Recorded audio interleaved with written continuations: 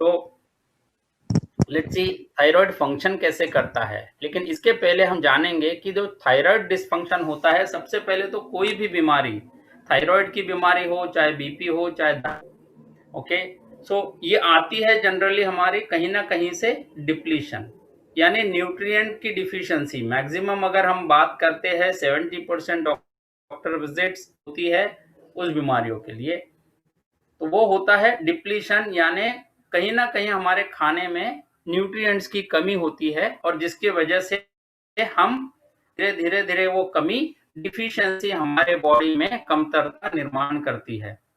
और जब उसकी कमी होती है वो न्यूट्रिएंट की, तो वो पर्टिकुलर फंक्शन ठीक से काम नहीं करने लगते हैं और उसके बाद वो पर्टिकुलर ऑर्गन से रिलेटेड कुछ सिस्टम काम नहीं करता है और उसे हम डिसफंक्शन कहते हैं। तो वैसे ही थायराइड डिसफंक्शन या थायराइड फंक्शनिंग के लिए अगर हम देखेंगे तो बहुत सारे कुछ न्यूट्रिएंट्स है, 10 न्यूट्रिएंट्स के बारे में आज हम लोग बात करने वाले हैं।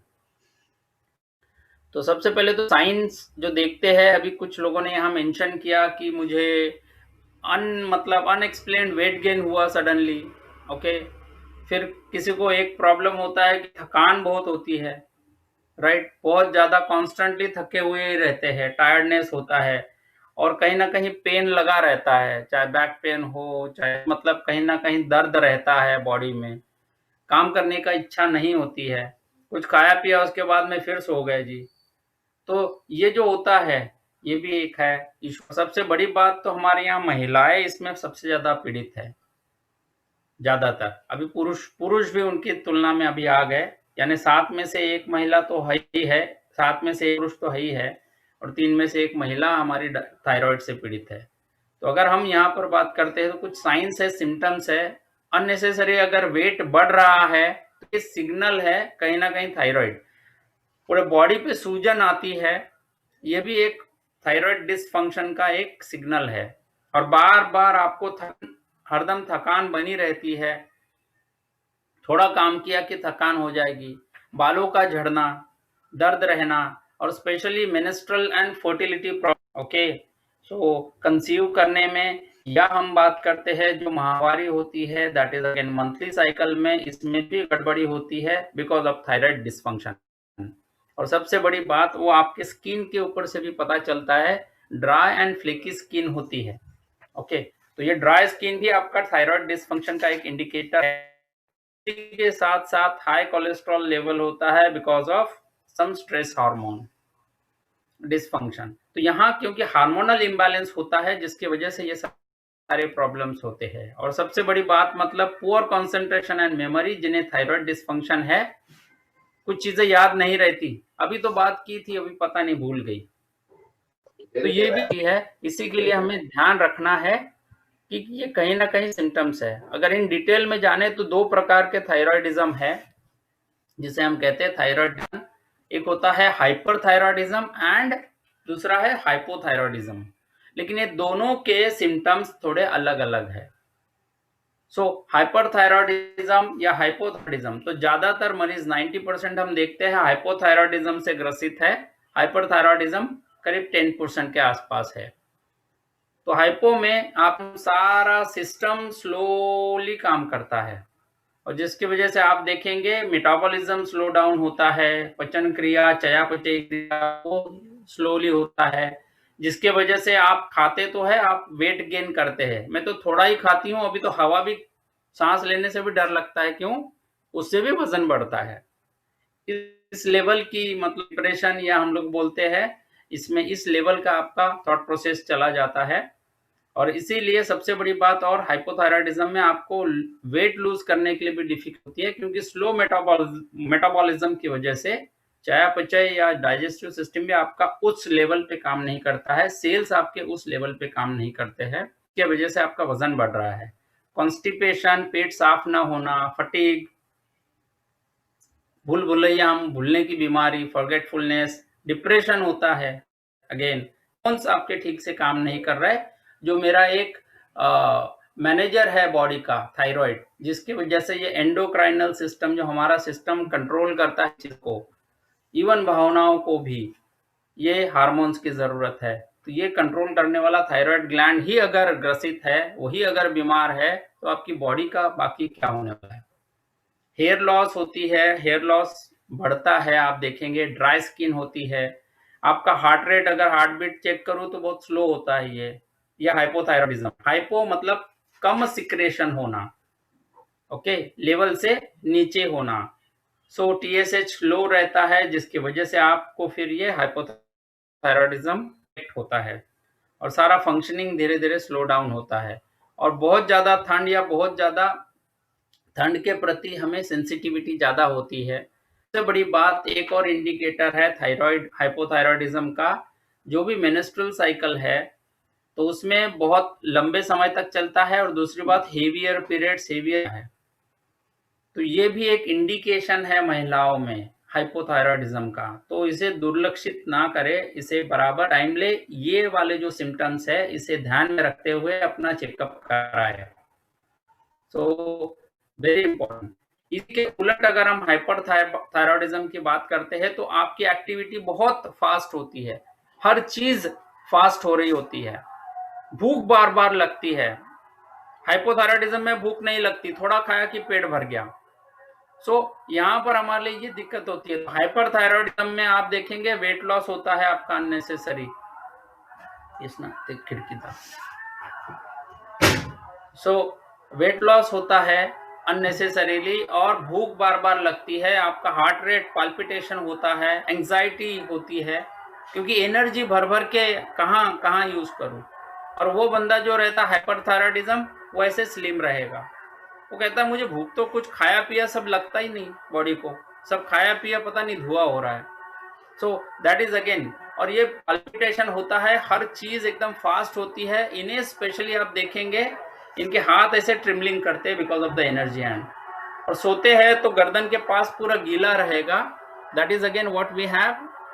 नींद के वक्त जब रेस्टिंग रहेगा तब भी उन्हें पसीना आता है, इतना हाई सेंसिटिविटी होता है। एंड यहाँ पर आपको बहुत जरूरी है, ओके, और ये feeling warm often greater sensitivity और हीट, यानी हीट के प्रति इनका सेंसिटिविटी बहुत ज्यादा जल्दी गर्मी लगने लगती है, ओके। इंसोम्निया मतलब आप अगर देखेंगे नींद, रात को नींद नहीं आती है बिकॉज ऑफ दिस, और बार बार आप देखेंगे सिम्टम्स, आप देखेंगे कि बार बार आपको टॉयलेट की तरफ भागना पड़ता है। डायरिया वाली सिम्टम्स भी आते हैं, मसल वीकनेस होता है, आप अगर स्किन और बाल देखेंगे वो भी ब्रिटल हो जाते हैं। और महिलाओं में अगर ये हाइपरथायरॉयडिज्म से ग्रसित है तो इनका मेंस्ट्रुअल साइकिल शॉर्ट होता है और लाइटर पीरियड्स जाते हैं, कब आया कब गया पता ही नहीं चलेगा।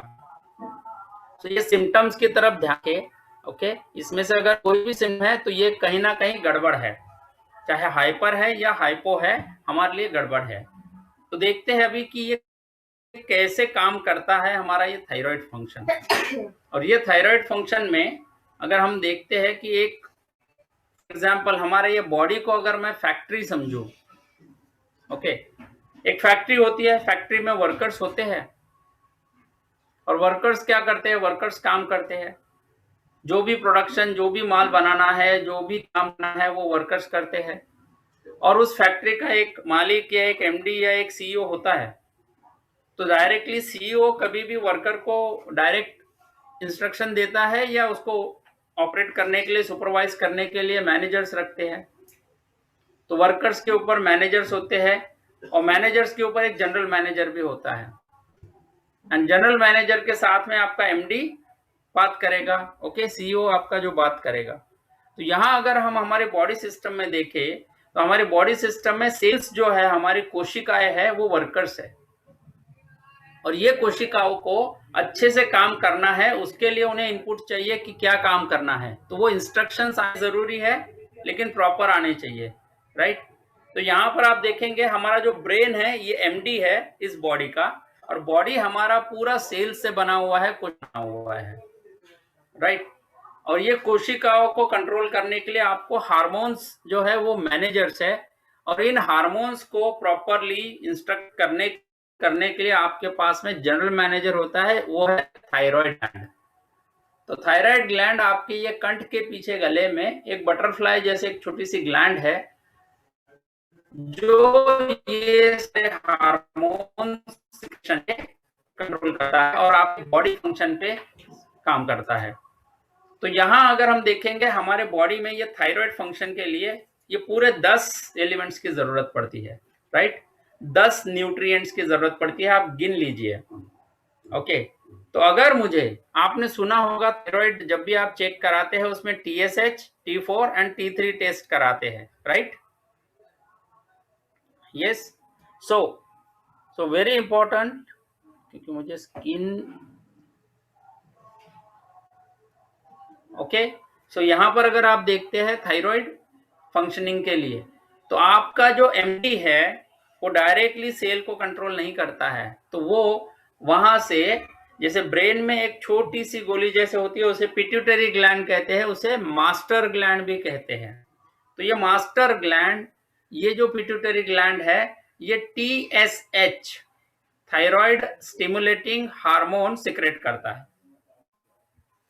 और ये थायराइड ग्लैंड को स्टिमुलेट करता है कि बॉस अभी काम करने का समय आ गया है, सुबह उठे तो एनर्जी बनाना है। तो एनर्जी के लिए आपके वर्कर्स अगर एनर्जी बनाएंगे तो आपके सेल्स एक्टिवेट होंगे, तो आप में एनर्जी आएगा, उत्साह आएगा, तो सुबह उठते ही आप अपने काम पे लग सकते हैं। उसके लिए आपको टीएस होती है, राइट? तो pituitary gland thyroid stimulating hormone release करता है कब? जब आपके खाने में प्रोटीन रिच फूड हो, जब आपके खाने में प्रोटीन रिच फूड हो, विटामिन B12 हो, जिंक हो एंड मैग्नीशियम हो। 4 न्यूट्रिएंट्स आपके खाने में से आपको मिल रहे हैं, तो आपका pituitary gland TSH thyroid stimulating hormone release करता है। अब ये थायराइड स्टिमुलेटिंग हार्मोन है, इसका फंक्शन क्या है? थायराइड ग्लैंड को जगाना, कि भाई आपका हार्मोन जो है थायराइड हार्मोन आपको रिलीज करना है। अब यहां से ये आने के बाद ये जो TSH है ये डायरेक्टली थायराइड ग्लैंड पे नहीं जाता है, इसके लिए जरूरत पड़ती है इस मैसेज को पहुंचाने के लिए कि सर फैक्ट्री का टाइम हो गया, अभी शुरुआत करनी है आपको। उसके लिए आपको एक और जरूरत पड़ती है, चपरासी हमारा वो शुरू, आयोडीन। तो आयोडीन इस TSH को आपके थायराइड ग्लैंड में पहुंचाने का काम करता है। तो इसके लिए चाहिए 5वां हमारा न्यूट्रिएंट है आयोडीन, राइट? और ये आयोडीन आप TSH इसको लेकर जाता है। इसके बाद ये बोलता है अच्छा साहब का मैसेज आया, अभी हमें फैक्ट्री ऑन करनी है। यहाँ पर अभी आप देखेंगे थायराइड ग्लैंड T4 नाम का थायराइड हार्मोन रिलीज करता है, और यहाँ थायराइड ग्लैंड से T4, तो T4 रिलीज करने के लिए थायराइड ग्लैंड को विटामिन B2 और विटामिन C चाहिए। अगर आपके खाने में vitamin B2 and vitamin C है तो आपका थायराइड ग्लैंड आपका विटामिन T4 ये थायराइड हार्मोन रिलीज करेगा प्रॉपर मात्रा में। ये अगर नहीं है तो ये कम रिलीज करेगा, राइट? तो आप अगर यहाँ देखेंगे फंक्शनिंग के लिए कितने हो गए? पहले तो 4 प्रोटीन रिच फूड चाहिए, vitamin B12, magnesium and zinc चाहिए, 4 चीजें। 5वां आ गया आयोडीन, 6 और 7 एंड विटामिन C। 7 न्यूट्रिएंट्स की अभी तक जरूरत पड़ी है। तो क्या आपके खाने में से अगर ये प्रॉपर मात्रा में मिलता है तो आप अगर देखेंगे आपका फंक्शनिंग अच्छा, लेकिन इसमें से कुछ कम है तो गड़बड़ होने वाली है, राइट? अब ये T4 जो है ये इनएक्टिव हार्मोन है, इसका कोई फंक्शन नहीं है, ये जाकर वर्कर्स यानी हमारे सेल्स को एक्टिवेट नहीं करता है। इसको T4 को T3 में कन्वर्ट होना है in the active hormone. So T3, तो ये T4 रिलीज होने के बाद ये T4 जाता है लीवर में, जहां लीवर इसको T4 से T3 में कन्वर्ट करेगा, नियर अबाउट 60%। इसके अलावा हमारा जो डाइजेस्टिव सिस्टम है इंटेस्टाइन, इसमें नियर अबाउट 20% हमारा T4 रिलीज कन्वर्ट होता है T3 में। 20% इनएक्टिवेटेड ही रहता है, वो रिवर्स T3 में बनता है, वो वापस जाएगा। तो इस तरीके से आप देखेंगे हमारा T4 से T3 में कन्वर्ट होने के लिए हमारे खाने में चाहिए एक मिनरल सेलेनियम। कितने हो गए? 8।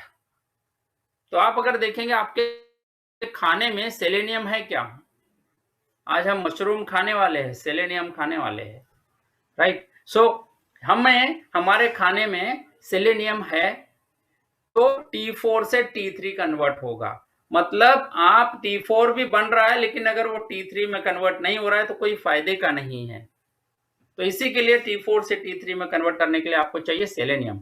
अब ये एक्टिव हार्मोन T3 ये ब्लड में से जा रहा है सेल तक, यानी हमारे वर्कर तक पहुंचने हैं कि भाई जागो, सुबह हो गई, फैक्ट्री शुरू करने का टाइम हो गया, बत्ती लगाओ, साफ सफाई करो और ये करो और फैक्ट्री ऑन करो, राइट। वैसे ही आप लोग सुबह जब उठते हैं 6 बजे अगर उठते हैं तो 2 घंटे पहले ये सारे फीलिंग शुरू होती है हमारी बॉडी में ऑटोमेटिकली।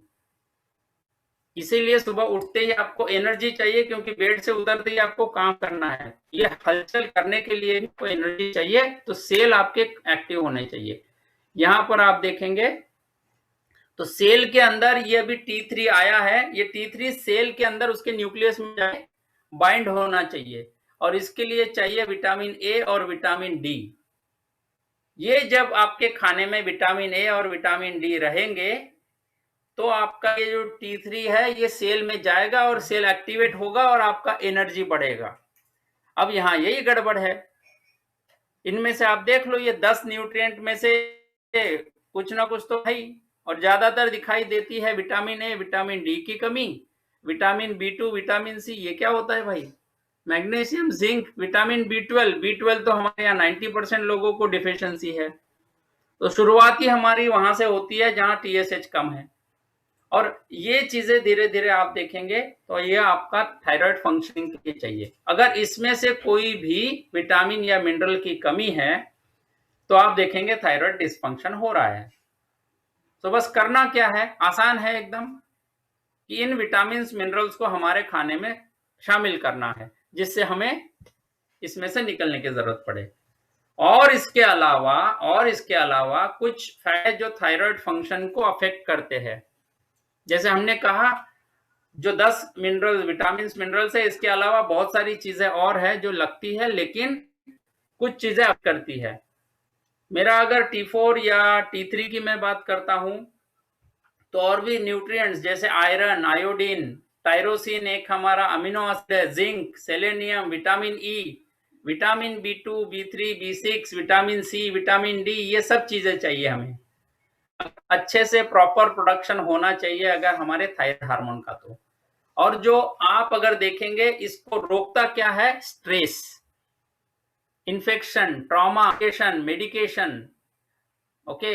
स्पेशली फ्लोराइड जो होता है वो आयोडीन को रोकता है एब्जॉर्ब होने से। और जो टॉक्सिन्स हम खा रहे हैं सब्जी भाजी या फ्रूट्स या हमारे अनाज में से पेस्टिसाइड्स हम खा रहे हैं, और आप अभी पानी में भी आप देखेंगे कैडमियम, मर्क्यूरी, बहुत सारे हेवी मेटल्स भी मिक्स्ड है।